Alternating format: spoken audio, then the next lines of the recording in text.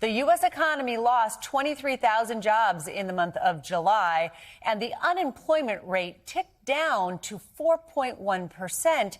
But for the wrong reason. The number reflects Americans leaving the labor force. While this spells trouble for Main Street, Wall Street having a better reaction. All three major averages are pointing a little bit higher, and the Dow is up 101 points right now. Joining us now, NBC News business and data correspondent Brian Cheung. Okay, Brian, you're at the big board. Break it down. We did see some hiring in healthcare, but otherwise a lackluster month. Yeah, that was a bright spot in this report, which quite frankly just fell short of estimates. Let's rehash the numbers. 23,000 jobs were lost in the month of July.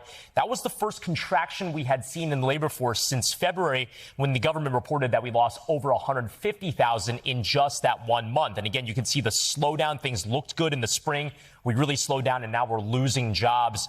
When it comes to the unemployment rate, it did tick down to 4.1%. That's not necessarily for good reasons. We can unpack that a little bit later. But when we take a look at wages versus inflation, this is what a lot of people were looking at, especially with the concerns about affordability in this country. Wages coming in at 3.2% on a yearly basis. The problem is the last read on inflation was 3.5%. So we are now back in the dynamic where inflation is eroding wages. If we take a look at the breakdown by category, we don't have it in this updated number quite right here. But as you point out, leisure and hospitality did add jobs. We saw a number of other sectors losing jobs. This is going to be a focus as we get into the other parts of this month as well. Yeah, and those revisions as well. I want to bring in Heather Long, chief economist for Navy Federal Credit Union. Heather, thanks for weighing in on this with us. You heard Brian talk about the wages versus inflation.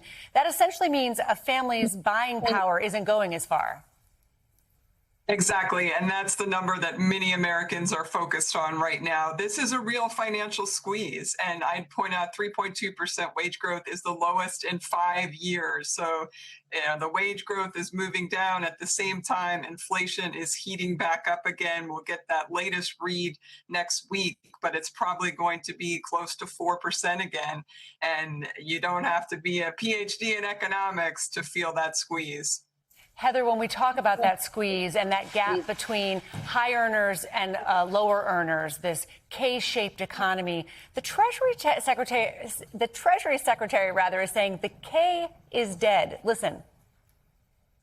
I got sick of hearing about this K-shaped economy. I can say here definitively the K-shaped economy is over, and we're seeing more of a C economy where the lower end of wage earners are finally calling it back, just like they did in President Trump's first term. What do you make of those comments, especially in light of what we saw today from this jobs report? Well, I think what he's reflecting on is the past several months when many Americans did receive those bigger tax refunds, and that gave a little bit of extra cushion as the high gas prices and other costs continued to erode budgets. But the problem for the White House is the picture now and going forward is more bleak. And that there's going to be belt tightening we certainly see in our data for many lower income Americans, they already are belt tightening. They're relying on personal loans and credit cards more. What does look more stable is the middle class. So I know we love our letters here. I'd call it more of an E-shaped economy right now, where the middle is hanging in there, but it's very frustrating going forward. Heather, you heard Brian talk about that 4.1% unemployment rate. That looks pretty darn good, 4.1%, but there's a caveat there. People appear to be leaving the job market. Do we know what's happening there? It's pretty shocking, Christine. Over 2 million people have left the labor force since November. It's just been like a straight line down. Some of that is baby boomers retiring.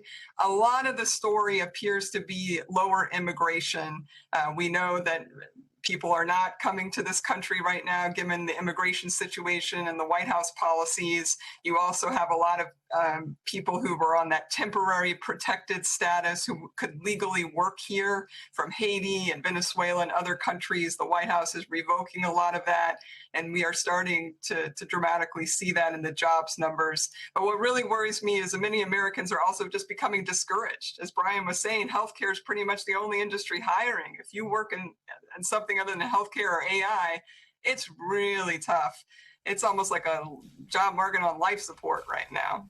I want to bring Brian back in here because there's more breaking news to talk to you about. A landmark verdict again against Meta for not protecting children enough on Instagram and Facebook. Meta was ordered to pay $567 million. That's on top of a big penalty it had already received in this New Mexico story. Bring us up to speed on this. Yeah, that would bring the total that Meta would have to pay here to almost $1 billion. Meta does say they're going to appeal this, but this is a New Mexico court that argues that, rather, the New Mexico AG had argued to the court that Meta didn't do enough to protect specifically young children from getting addicted and developing mental health issues on Instagram as well as Facebook, and then also not being protected enough from sexual exploitation on these platforms. Now, Meta, I should point out, is facing a number of other legal challenges as well. They're about to gear up for what could be the first of 29 states that are suing them. That is going to begin in a federal court in Oakland later on this month. And they're also, all of these states, alleging that they didn't do enough to protect specifically younger children from developing mental health issues after we already saw that Los Angeles court just earlier in the year award one single person $6 million from both Meta and YouTube for not being properly protected and for developing some of these mental health issues. So I think it has brought up a general question of what is the liability for these social media platforms, because it's not just Meta. You have YouTube, Snapchat facing these types of lawsuits as well. I think a lot of parents are very much dialed into this very big issue. All right, and you'll be following it for us, Brian Cheung and Heather. Thank you so much, Heather Long. Nice to see both of you. Big day. We thank you for watching. And remember, stay updated on breaking news and top stories on the NBC News app or watch live on our YouTube channel.